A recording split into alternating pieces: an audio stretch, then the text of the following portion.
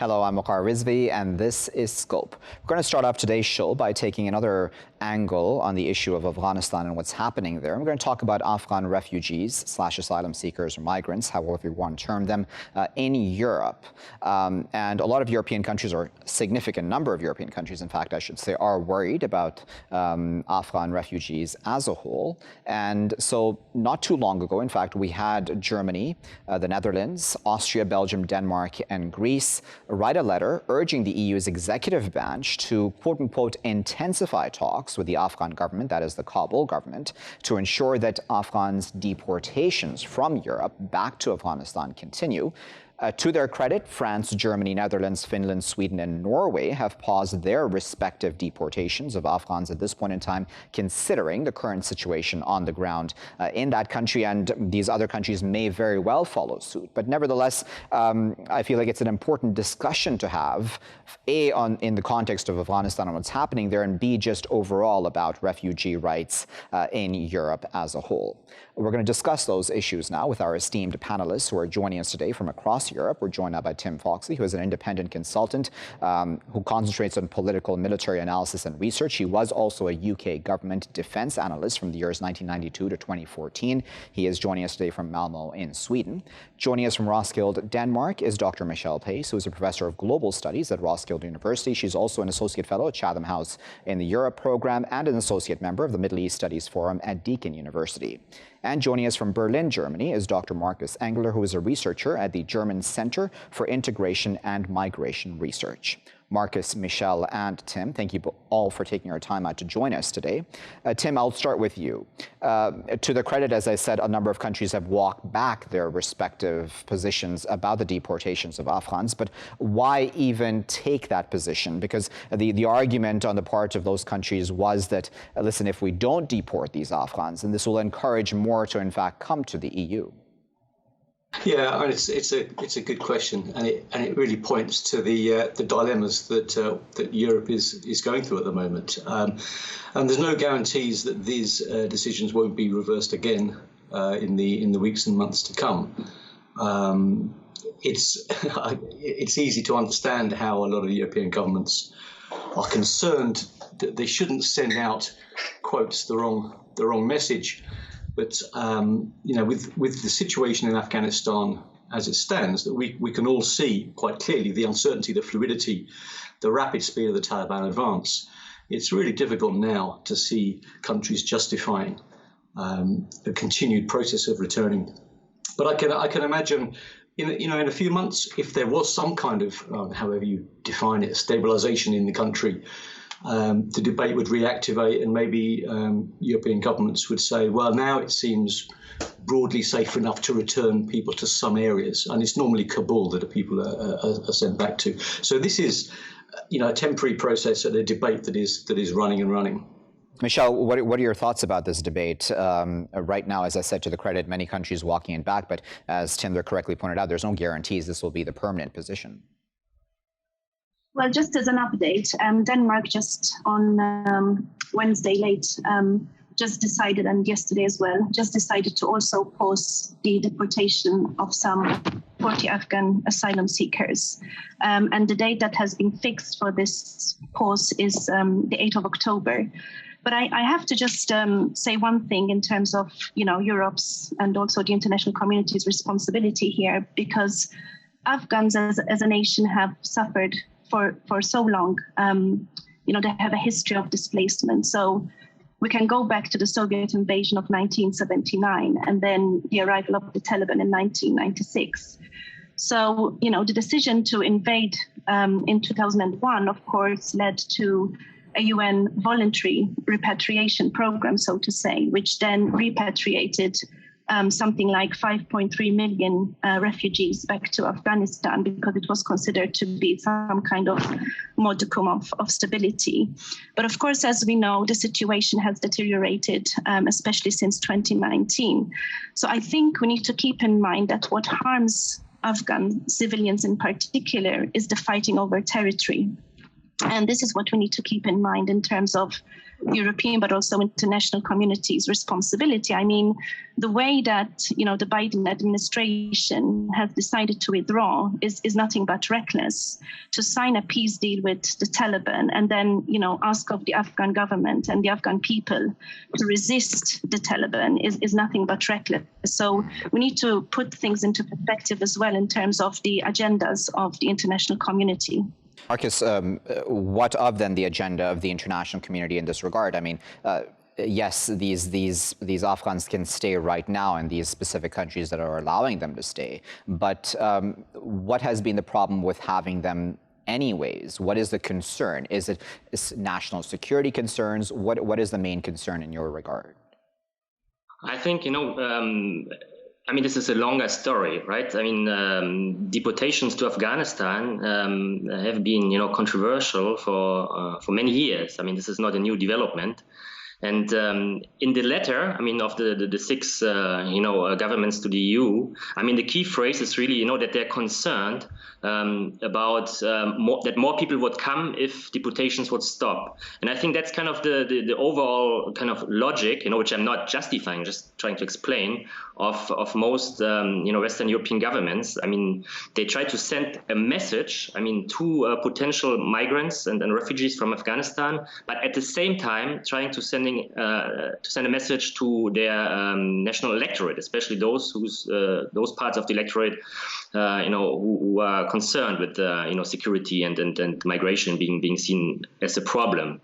So at the moment, of course, the situation is changing dramatically, and of course, the letter of the sixth government has to be seen also in the context, right? Only a few weeks ago, the Afghan government, I mean, signed this joint declaration on migration with the EU, which also included deportations. And then at the beginning of July, the Afghan government said that for 3 months, I mean, they wanted to suspend this, right? And the letter is in a way kind of a response to this.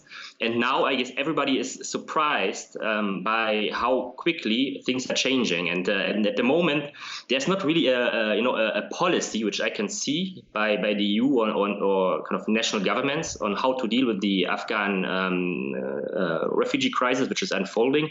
I think they're hoping that people would stay in the region, but I think that's kind of an unrealistic expectations, and we can talk about this later. I mean, just waiting and being afraid of people to come and then trying to prevent them by illegal means is not a good policy. So there are other options. Let's talk about that. I'm glad Marcus brought that up, Tim, because the issue then, I wonder if you think this is just in keeping with the more anti-migrant feelings that have come up recently in Europe, and I mean by recent in the past number of years especially, and we can talk about the context of Syrian refugees as well, certainly, because that also heightened those feelings, those anti-migrant feelings, and there are economic reasons, and I know that the context is extremely important to mention, especially for a country like Greece, for example, or maybe even Italy. Is this in keeping with that, these sort of, this wish for these deportations to occur? Yeah, and I think a lot of the countries in Europe, they've kind of evolved their process and their approach. They're trying to discourage and interdict and prevent a repetition of what happened in 2014, 2015. The big surge into Europe, and I think now what a lot of countries have an eye on is what might happen again end of this year, beginning of next year. The situation is so difficult, and much worse than it was 2 or 3 years ago. And I think a lot of countries now are looking ahead, and this is why they want to send this message about we're going to continue the deportations, because they are getting concerned that this might sort of spark a new exodus, if you like, in the next sort of 6 months, 12 months sort of thing. Michelle, does this mean in some ways, do you think that Europe should change its foreign policies as well, or review its foreign policies maybe and the way it has acted or not towards Afghanistan throughout the Afghan peace process, etc.? I mean, should there have been a greater involvement on the part of Europe within that process? Can Europe still very much get involved to help? I mean, it can't ensure certainly what happens in Afghanistan, but it can help that process? Well, I think if there's one, forte of Europe, it's ability to bring parties to a dialogue. And I think Europe's role, can only be positive if it really supports the political process. I think, we need to be a bit careful in talking about a big surge, because the largest percentages of refugees we always find in the neighboring countries. So in the case of Afghan refugees, we find the highest populations in neighboring countries, of course, of Pakistan, especially, and Iran. So the same with Syrians, the largest numbers are in Turkey, of course, almost taking 4 million, and Lebanon and Jordan. So we need to be a bit mindful that when we're talking about, ethical responsibilities in terms of the Convention of Refugees, the Geneva Conventions, we're not actually talking of very large numbers. So I think, to create a resettlement program that can support. I mean, this is something that Denmark is working on this week. They're talking about a program for at least 45 people, including their families, which adds up to something like 200 in total of people who have supported the Danish forces when they were in Afghanistan. And this is, a huge moral responsibility we have. So I think if all those who are involved in these last 20 years in Afghanistan, if they can pool together and actually create such programs, I think we can do a lot of good and support so many people who have been so helpful to the troops that were on the ground. I think this would be the way forward. Marcus, as Michelle there was speaking, I was just thinking about the news that a lot of countries are sending helicopters, planes over to pick up family members as well as embassy employees from Kabul. And it almost feels like, I don't want to overstate this, but it almost feels like a lot of the world is sort of just dumping Afghanistan in many ways. Is that the feeling that you get? And then that sort of just by default then means that we're sort of just leaving the Afghan people as well to their own devices and to just figure things out on their own without helping them? That is, that's exactly my feeling. I mean, of course, it starts with, of course, the announcement by, the American president, saying that, Afghans should fight for themselves. They would just receive, air support and logistical support. But yeah, also with regard to evacuation, I think if European policymakers are so concerned, about a new increased migration from Afghanistan, and I would have to say, of course, I would also expect migration from Afghanistan to increase to Europe, but we also have to see that, it's extremely difficult, to make this journey, and impossible to predict numbers, right? But if this is a concern of EU policymakers, they should act in a proactive way and, not only supply humanitarian aid immediately and at a level which is needed, but also to think about a larger resettlement program from the region, which of course goes beyond, the evacuation of local forces. And that's really, it's really a shame for European, governments that they are leaving, those who have been helping, armies and other agencies, leaving them behind, and actually insisting that, procedures are too complicated, it takes too long. But that's really not the moment for, very long and bureaucratic procedures. We need pragmatic and very fast solutions, to protect those, who supported, the European missions and American missions for many years. But yeah, that would be kind of one thing to do immediately, but then we also need a larger scale resettlement program from maybe Pakistan or the region, to Europe and the West. We're quickly running out of time, so I wanted to give both Tim and Michelle a time to just final comments. Tim, what do you think then will be the next steps on the part of Europe, right? Certainly we're all waiting and seeing what is to actually happen in Afghanistan, what happens in Kabul, for example, which I would think would be very symbolic to then, show us in a concrete fashion who really leads and who really governs Afghanistan. But what do you think Europe will do? Should there be, as I put to Michelle as well, more political involvement on the part of Europe? Because that would just serve its interests in some ways, right? Even vis-a-vis migrants? I don't think, I mean, if I can speak for Europe as a whole, which is probably unwise, I don't think Europe really knows what to do. I mean, like most of us, we've all been taken by total surprise at the speed of its collapse of government or the advances of the Taliban. So I'm expecting, which is not a helpful thing to say, I'm expecting a lot of the European governments to sort of sit and wait and see, maybe express concern, push out a few platitudes. But I'm struggling to see them come up with any coherent political package or program. Yes, you should be bringing back, interpreters and their families and a lot more of people that have supported the international forces. It's difficult to see what more can be done at the moment. I suspect there'll be a certain amount of inertia as Europe absorbs the speed of change in Afghanistan. And then, Michelle, a final word to you then. What do you think, just obviously this is a guesstimation, none of us knows 100% what will happen looking into the crystal ball, but what do you think will happen next vis-a-vis the Afghans who are in Europe and just Afghanistan as a whole in the sense of the people themselves, who will really speak for them? Will Europe, do you think, genuinely try to step in? Yeah, I think, we have to remember that the occupation was not something the Afghan people requested. So if we were to ask what you should do, I think it needs to take moral leadership and really base its actions on a rule-based international order and not the institutionalization of inhumanity, which is what we have been seeing with the latest policies, including those of Denmark, of outsourcing asylum applications. So I think we need to go back to the roots of why the EU was founded in the first place, and that is the principle of solidarity and the principle of burden sharing in the case of refugees, but also, of course, to ensure that there are safe routes. So I think we need to remember, we have the Geneva Convention and the principle of non-refoulement.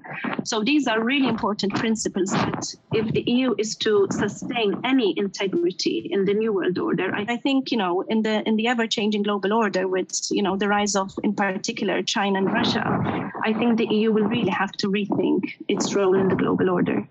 Very well. We're going to leave that on a word, but we really appreciate Michelle, Tim, and Marcus for taking their time out of their busy schedules to speak to us today. We were discussing there the letter that 6 EU countries had written to the EU executive branch saying that deportations of Afghans should continue. And this is something, as one of our experts there mentioned, that had been agreed upon with the Kabul government. So it's not like these EU countries came up with that proposal all on their own. Nevertheless, this letter comes at a bad time, right, where Afghanistan is going through this very significant change where the Taliban continue to take more and more territory, and it is really unsure right now what kind of stability at all this sort of leadership will provide for the Afghan people. So to their credit, as I said in my introduction as well, a number of countries have paused deportations, but that again does not mean that they've completely taken them back, and they may very well restart at some point in the future, and that probably in the context of Afghanistan will remain worrying, considering what do we know of what these Afghans will be going back to in their home country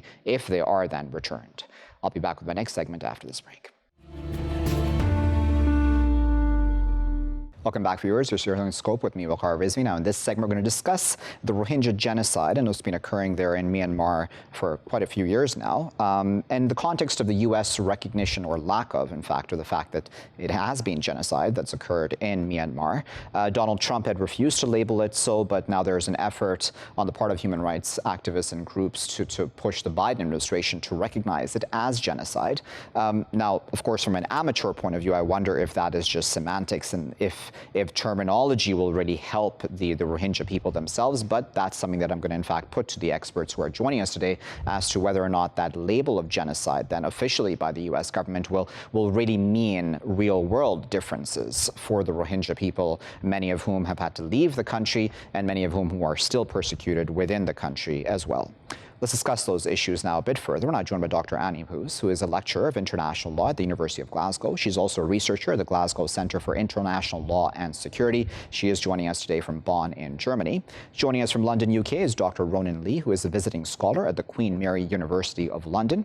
And joining us from Newark, New Jersey is Dr. Alexander Hinton, who is the UNESCO Chair on Genocide Prevention at Rutgers University. He's also the author of the book, It Can Happen Here, White Power and the Rising Threat of Genocide in the US. Alexander, Ronan, and Anni. Thank you to all three of you for taking our time out to join us today.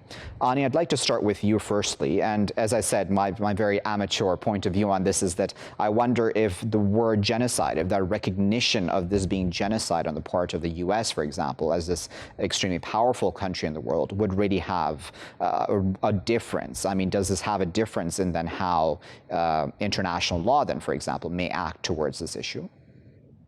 Yes, good evening, first of all, and thank you for having me today.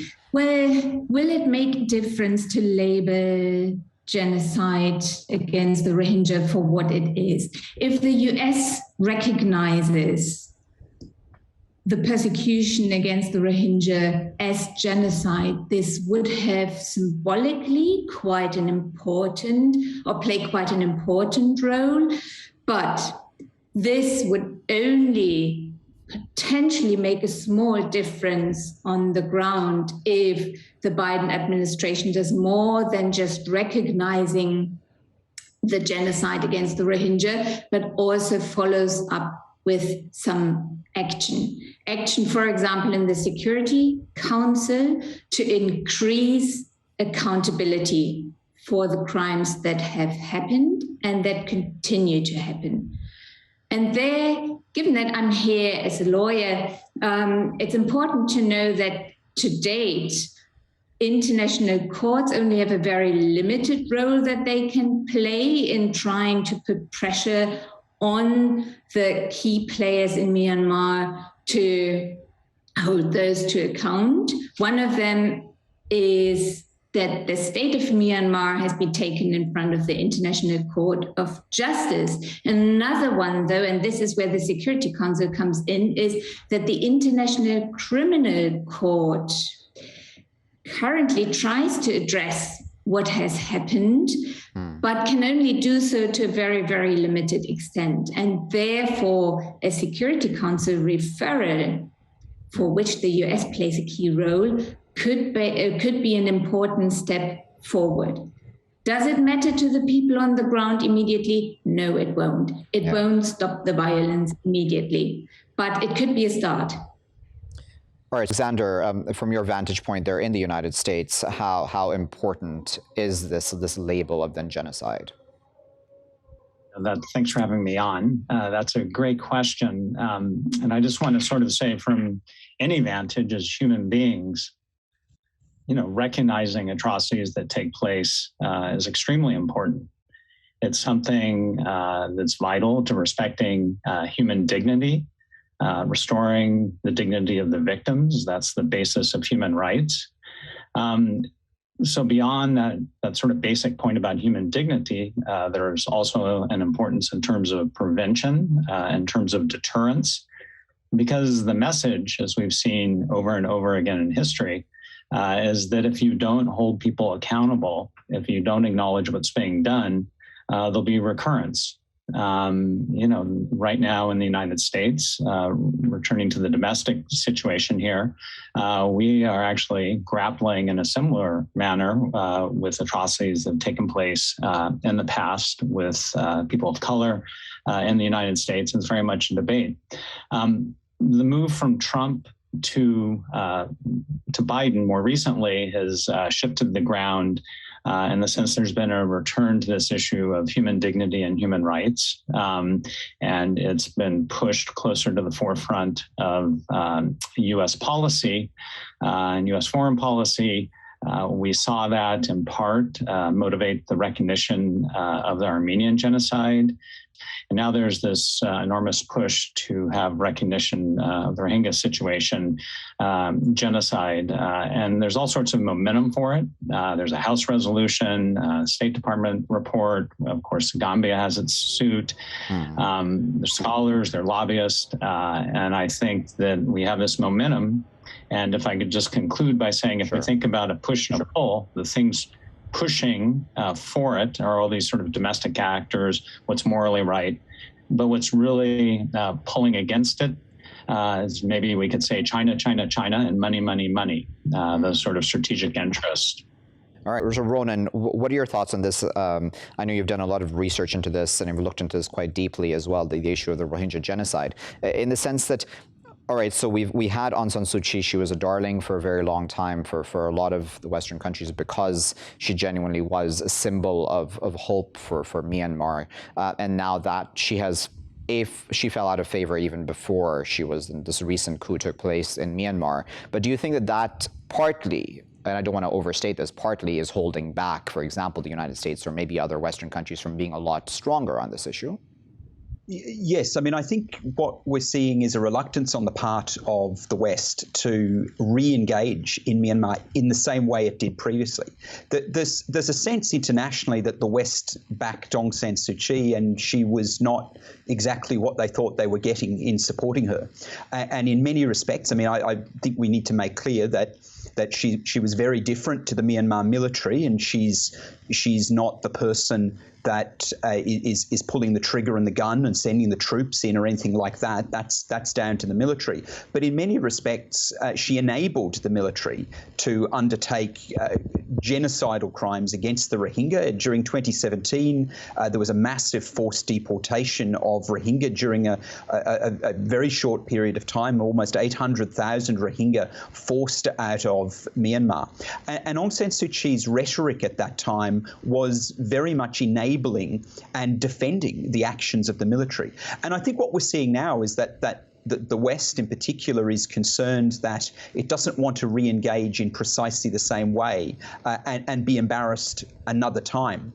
I think, though, there are compelling reasons why the West does need to engage in Myanmar. I mean, I think that the people of Myanmar have presented themselves internationally as having very different opinions about politics in their country to the opinions that were put forward by either the military or by Aung San Suu Kyi. We've seen since the coup an opening of political space in Myanmar, particularly for young people. This is an incredibly young country. I mean, if you imagine that 70% of Myanmar's residents weren't born in 1988 during the revolution that brought Aung San Suu Kyi to prominence. This is a very young country, and young people have a very different view about the future that they want to the view of the military and to the view of Aung San Suu Kyi. Yeah. So I think there are opportunities for the international community to meaningfully engage in a way that ensures that crimes against groups like the Rohingya aren't repeated. Anni, I wonder, and the critic in me wonders that Aung San Suu Kyi may have done what she did because that was where the public's sentiments lay. And I'm not saying that she was correct to do so just for her political career, but in the sense that if the public at large does believe that the Rohingya are, for example, not citizens of Myanmar and that they have been brought in from outside, I mean, of course, I'm just echoing some of the statements that I've even heard from certain Myanmar citizens. What could she have done, and then what can genuinely any external player do in that regard? I mean, this is down to the society. How does one change society's minds regarding these people? Well, I think you need to look at the root causes for the persecution against the Rohingya and other ethnic minorities and start addressing those properly. You can't change people's minds from one day to another, but those narratives of outlawing and of starting to persecute or scapegoat particular minorities, they come from somewhere and they are being created, and this creation needs to be pierced by saying, this is criminal, this isn't right, you can't treat anybody like that. And it's, in the case of Myanmar, done through claiming or labeling, for example, Rohingya as terrorists. So taking a stance against that, this terrorist rhetoric, is very, very important. And I think in that regard, the international proceedings that are possible, even though they are so limited, can play some role in creating a different understanding and broadcasting that to the world stage, because that is one of the few things that the ICC, for example, the International Criminal Court, but also the International Court of Justice can do well. They can broadcast to the world what is happening, if they get the chance, if they are legally equipped to do so, and if state cooperation is there. And that, for example, from the US has been lacking so far with regard to the International Criminal Court, and seeing a reversal of the US politics through the Biden administration would therefore be quite important. Alexander, I wonder where your thoughts are on that question that I put to Anni as well, because there's always that danger, right, when you point out genocide and you use the law, be it international or more local law, to hold such people to account, that you almost make a martyr of them in their supporters' eyes then, right? So, and I'm not saying, I don't want to generalize every single Myanmarese citizen believes that the Rohingya are not citizens, but I'm just saying that enough do that it seems that the junta / Aung San Suu Kyi had the support for the stances they took against these people. What are your thoughts on that? Yeah, that's another great question. Maybe if we could just back up and think of the different factors that go into this. So we have the strategic interest that I mentioned before, that push and pull for and against recognition. We have the issue that I also mentioned about what's morally right. We have the other issue that my colleagues have talked about and you've raised as well, which is pressure coming from different sorts of groups. And then we have the question of what's accurate, and those things all converge. But if there is a genocide taking place, let's push aside those other factors, look at it analytically. That's what we do in the academic community, and we can come to a determination. There are different definitions of genocide. The one that we're talking about here, for the most part, comes out of a political debate in the mid to late 1940s at the UN that excluded, for example, political groups. But it's the one we have that's law, and we can determine whether or not genocide's taken place. And I think the evidence is clear from numerous reports that genocide has taken place. So let's push aside the actors who are putting pressure on and the strategic interest, and just look at what's accurate and what's morally right. A genocide has taken place. It needs to be recognized as such. And again, denial is, in a sense, a double death to the victims, right? People suffer first in the act of genocide and atrocity crimes, and then they suffer a double death and double suffering through denial. So let's label it what it is. And I think it's clear that genocide took place. Ronan, what are your thoughts on that? How does one handle this at a societal level, or is it not really the international community's role to do that? Because obviously the history speaks for itself about how long the Rohingya people have been in Myanmar, but that doesn't really seem to matter to many of those who are against them. Well, history will never really matter to the perpetrators. The perpetrators will always try to deny the facts of history because it serves their interests to do so. And there's been a very active process in Myanmar of silencing voices from groups like the Rohingya. So they just can't get their voices heard in the political mainstream. Now, that's been changing.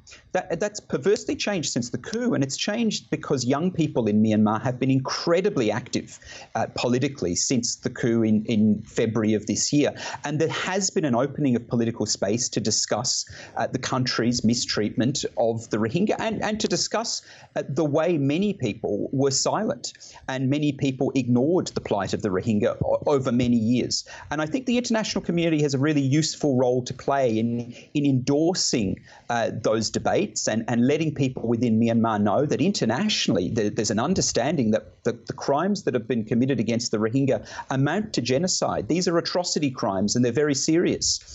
And it's a shame on the country that they've been allowed to occur. But there are people within Myanmar who want a different future for their country. They don't want a future for their country where Myanmar is the perpetrator of genocide. And we need to be endorsing those voices and encouraging them. And I think that's a really useful thing for the international community to do. I think the point made before as well is important. One of the things that the Rohingya will talk about is how their persecution and their victimhood is minimized by people who want to deny genocide. It's minimized by the perpetrators who say, oh, look, you're exaggerating exaggerating what's occurred to you. And that's not the case. These are atrocious crimes committed over decades. I mean, there's been 6 decades of persecution of the Rohingya now in Myanmar. And persecution not because their claim to be part of the national political fabric is weak, but persecution because their claim is strong. This is a group that's indigenous to Myanmar. They're surprisingly loyal to Myanmar, despite their mistreatment. They want to be part of the national political fabric of Myanmar. And the crimes committed against them should be labelled for what they are. They're genocide. Okay, we have about 2 minutes left, so I just want to give Anni and Alexander just a minute each, if I may, to get your final thoughts before I let all 3 of you go. Anni, on the point then of international law, and I'm just taking a more macro look beyond just as well the Rohingya genocide, but do you think international law in this day and age will prove its worth when it comes to then holding perpetrators of genocide to account? Well, it has only tried really to develop this ability over the last maybe 10, 15 years or so. So this is an early process. We can't give up on pushing for that because I think it's one piece in the jigsaw to try and in the long run stop any genocide from occurring. So will international law prove itself worth it? I hope so. Alexander, same question to you, essentially. You know, we keep saying never again, right? After every respective genocide, unfortunately, that even we've seen in history. But is the world going to prove that, you know, never again really is this time around? Yeah, well, never again is an imperative. It's also an impossibility. And the way that to look at it is that it's an injunction for all of us to work to try and make sure that in those atrocity crimes that take place in the world and will happen again, it's an imperative for us to all to do everything we can to make sure that there's mitigation, that there's prevention, that there's redress. And again, you know, there are complicated geopolitical factors. I mentioned, which we really haven't talked about. We haven't really talked about the coup that took place. We haven't really talked about the money interest. So there are all these other factors in there. But law is an important, vital tool, going back to what I said earlier, to try and make sure that we minimize, deter, and prevent atrocities that are inevitably going to emerge in the world. So recognition is a key step towards doing that. But it's one of many tools that we have in the world, and hopefully the world will take action.